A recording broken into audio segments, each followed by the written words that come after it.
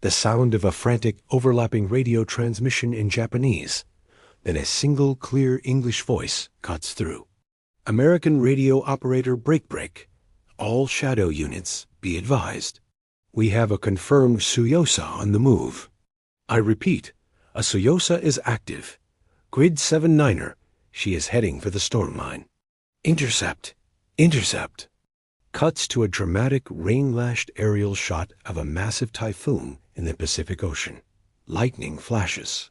This was the priority call every Allied pilot in the Pacific dreaded.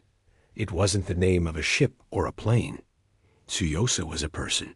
And in the eye of the greatest typhoon of 1944, she was trying to end the war. Her real name was Captain Hana Shimizu, and she was the Imperial Japanese Navy's most brilliant and most defiant meteorologist. While her superiors used weather reports to plan fleet movements, Hana saw a deadlier application, weaponizing the Pacific itself. Her breakthrough was Project Kamikaze, not the suicide planes, but the original meaning, divine wind.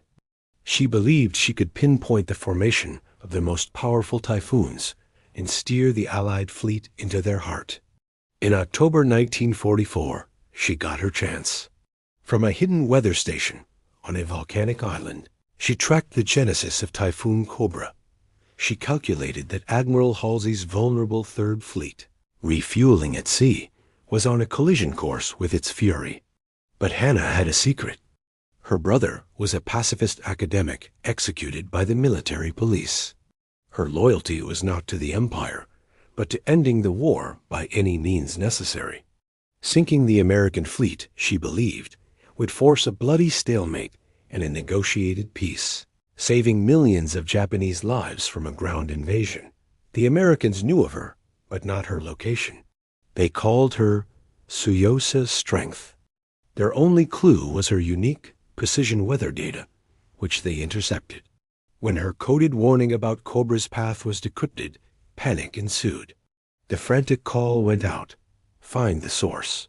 Stop the forecast.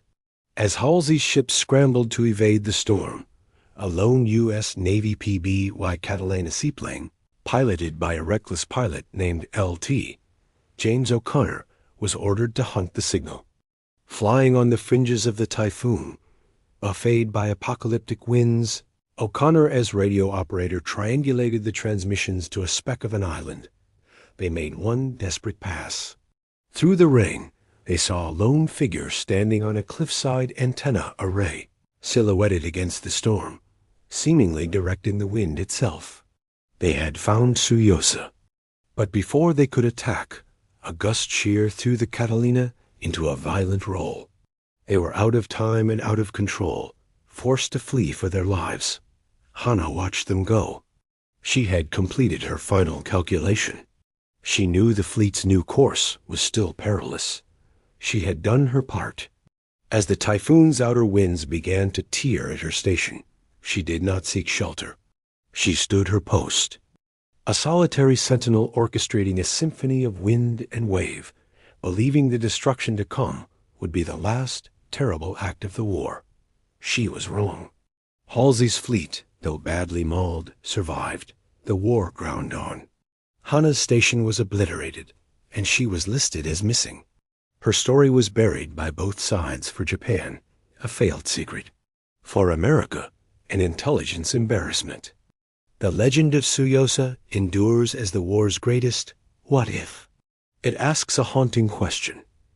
What if the most dangerous weapon isn't a bomb or a bullet, but an idea in the mind of the one person who truly understands the fury of the world? And what happens when that person decides to let the storm win?